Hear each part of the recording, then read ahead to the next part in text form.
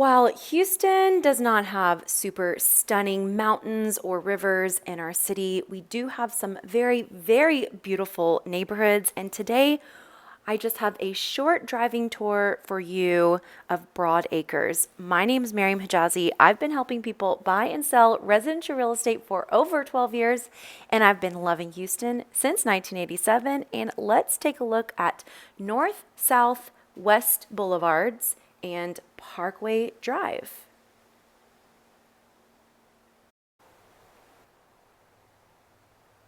The Broadacres subdivision was developed in the 1920s in Houston's exclusive South End. It's one of the most significant high-end neighborhoods in the entire city from that time period.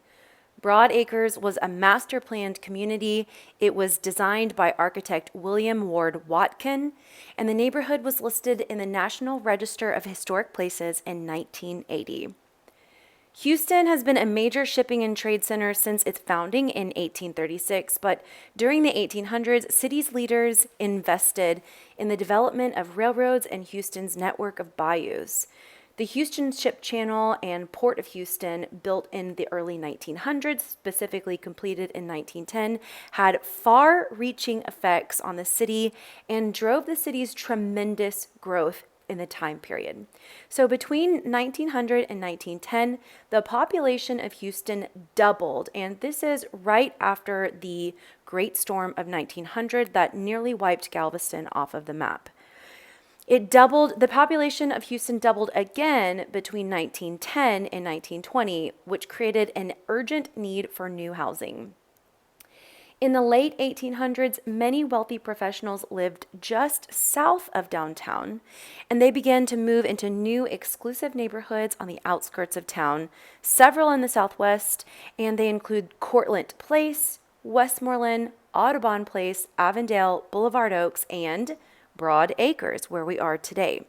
Now, Broadacres was developed by a young attorney, James A. Baker Jr., and his father, Captain James A. Baker.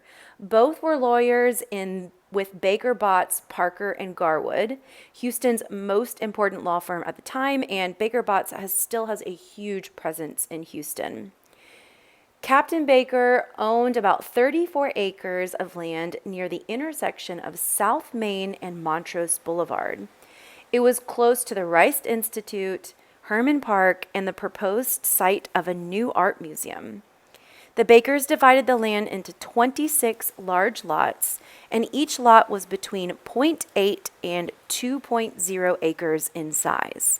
The lots were laid out around a long, horseshoe-shaped boulevard. The streets were named according to the position north, south, and west. Two smaller roadways connected West Boulevard to the western edge of the subdivision.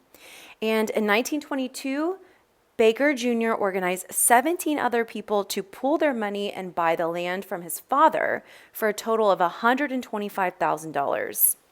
They deposited an additional $150,000 into a bank account to build the roads and install underground utility lines. That work began in 1923, along with the construction of a first of the few houses.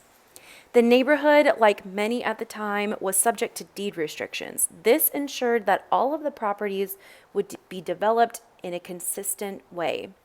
In Broadacres, the deed restrictions included how the houses were to be oriented on their lots, and that they had to be set back 60 feet from the street and cost at least $20,000, and all buildings must be residential.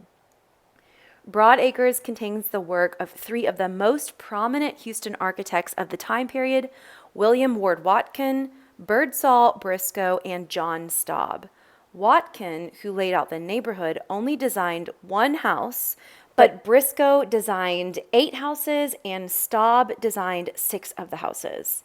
18 of the 26 houses in Broadacres were built between 1923 and 1930, and in 1930, the Great Depression brought development to a screeching halt. As Houston's economy recovered by the end of the 1930s, 4 more houses were built. The last 4 houses were built in 1941, 1948, and the early 1950s. During the Depression, homeowners focused on improving the neighborhood's landscaping, and many residents added gardens, hedges, walls, and fountains. Several worked with landscaped architects, and Watkin designed the boulevards with double rows of live oak trees, which grew to form a canopy over the streets. The trees and landscaped yards created a park-like atmosphere in this neighborhood, which definitely, as you can see, continues today. And for obvious reasons, this neighborhood continues to be one of my absolute favorite in all of the city for the history, the architecture, and these amazing trees. If you or someone you know needs help buying or selling in one of Houston's historic neighborhoods, I would be honored at a chance to earn your business. Like, share, subscribe, and I'll see you later.